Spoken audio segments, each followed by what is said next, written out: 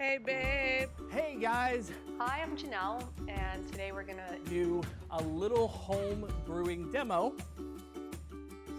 Before the pandemic, I spent a lot of time in restaurants and coffee shops. We work over at the dog bar, so what we do is we cater to puppies and their humans. So this is definitely the first time I've had multiple Fridays off in a row, that's for sure.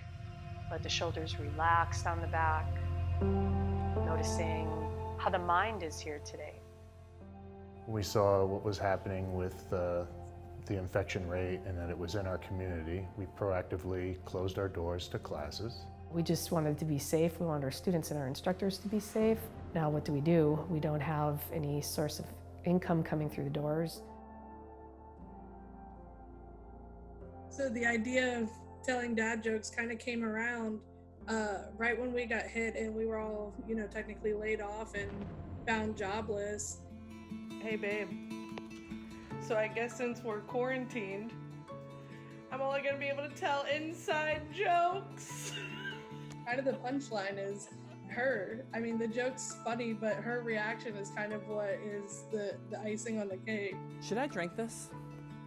Let me know if I should drink the water and tell you if it tastes like paper. I love you guys, so I'm willing to do things. This is like Fear Factor.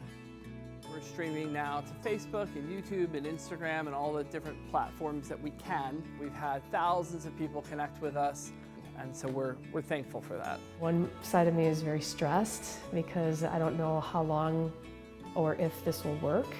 We were able to pay rent, and if this keeps going, we could pay bills for a second month with all this stuff. The other part of me is very thankful that we have this space still, that we can provide this content, and we're doing something good in the world.